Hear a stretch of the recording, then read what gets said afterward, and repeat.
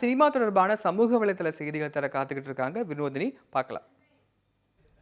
கண்டிப்பா அழகர். இன்னைக்கு சமூக வலைதளங்களில் பலதரப்பட்ட சினிமா செய்திகளும் வந்துட்டு பரவிட்டு இருக்கு. அதுல முதலாவது செய்தியை நம்ம பார்க்க போறது ஆர்ஜே பாலாஜி.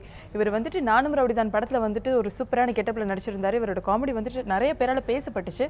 இவர் தன்னோட ஃபர்ஸ்ட் அவார்டை வந்துட்டு வாங்கியிருக்காரு. அண்ணா யூனிவர்சிட்டியோட டேக் ஆஃபீஸ்ல வந்துட்டு வாங்கியிருக்கேன் அப்படின்னு சொல்லிட்டு அவரோட ட்விட்டர் பக்கத்தை போட்டிருக்காரு. இந்த போட்டோ நிறைய பேரால பார்க்கப்பட்டு பகிரப்படுற ஒரு விஷயமா இருக்கு.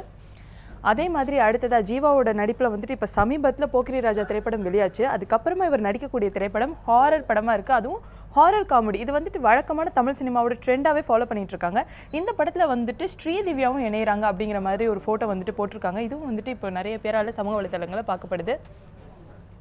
அடுத்ததாக போக்கிரி ராஜா படத்தோட டீம் வந்துட்டு ஒரு கல்லூரியில் வந்துட்டு இணைஞ்சு ஒரு நிகழ்ச்சி நடத்தினாங்க. இது எல்லாருக்குமே தெரிஞ்ச விஷயம் தான். நம்ம கூட வந்துட்டு ஒரு சிறப்பு தொகுப்பாக நம்ம பார்த்தோம். அதில் வந்து எடுத்துக்கிட்ட ஃபோட்டோவை வந்துட்டு தன்னோட ட்விட்டர் பக்கத்தில் ஹன்ஷிகா மூத்வானி போட்டிருக்காங்க. அது மட்டும் இல்லாமல் இந்த படத்துக்காக ரொம்பவே சப்போர்ட் பண்ணாங்க இந்த கல்லூரியில் இருக்கவங்க இண்டியவங்க அப்படின்றவங்க மாதிரி ஒரு வீடியோவும் வந்துட்டு அவங்க போஸ்ட் பண்ணியிருக்காங்க. அந்த வீடியோ பார்க்கணுன்னா நம்ம வந்துட்டு ஹன்ஷிகா மூத்வானியோட அஃபிஷியல் பேஜில் நம்ம போய் பார்க்கலாம்.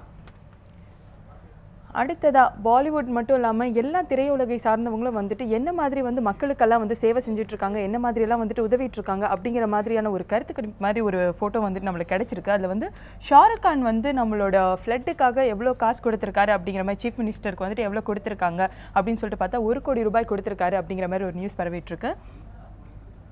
அதே மாதிரி நானா படேக்கர் வந்துட்டு 15,000 குடும்பங்களுக்கு 62 குடும்பங்களுக்கு வந்துட்டு 15,000 ரூபாய் வந்துட்டு ஃபண்ட் கொடுத்துருக்காரு. அதாவது ஃபார்மர்ஸ் 62 ஃபேமிலிஸ்க்கு வந்துட்டு அவர் கொடுத்துருக்கதா ஒரு நியூஸ் சொல்லுது.